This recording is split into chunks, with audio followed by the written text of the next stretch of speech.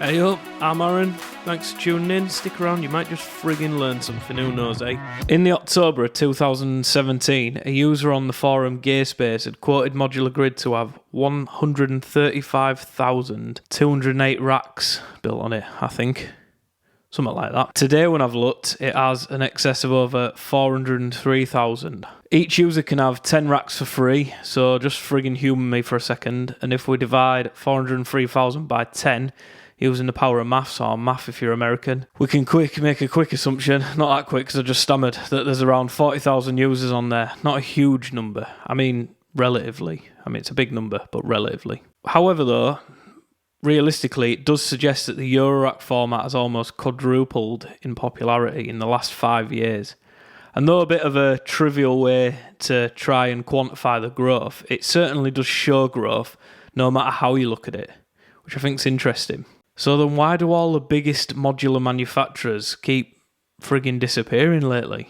First, it was the beloved modular giants Mutable Instruments, after a decade of making modules, having made arguably, I'd say, one of the biggest impacts on Eurorack.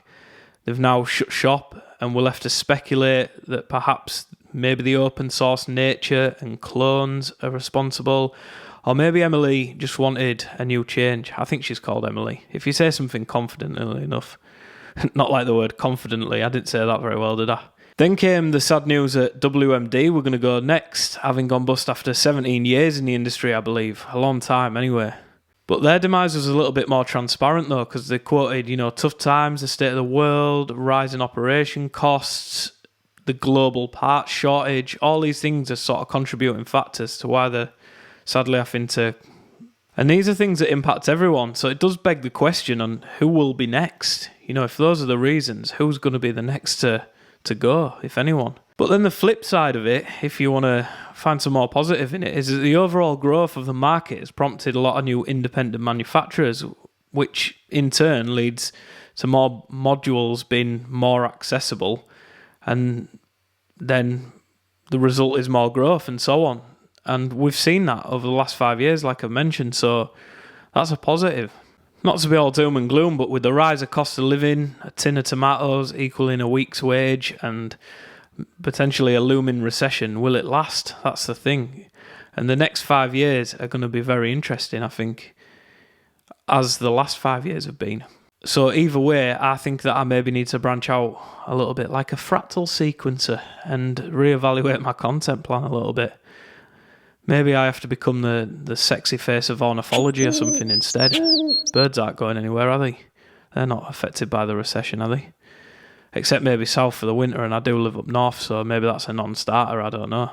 I suppose there's some uncertainty and a little bit of trouble surrounding every industry following the global events of the last few years, and it's probably a great time to invest, though, actually, contradictory to that, because in 30 years from now, I imagine that I'll be selling my MI beads for a super yacht. I just thought it was an interesting topic. Let me know your predictions or wild conspiracy theories. They're always fun, aren't they? I'll start one now.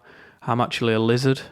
Last thing then, I've put 10 more discounted one-to-one spaces on my Patreon so I can meet more of you. The tier is called Mults, after the project that I started recently, for help with modular or starting to market your projects. I think that's quite a fun thing to get stuck into. Despite everything I've just said about the doom and gloom and money issues and all the rest of it, spend your money on me. I'm a good investment, a sound investment. As always, you've been as unpredictable as a toddler on an E-number overdose. Cheers. Bye.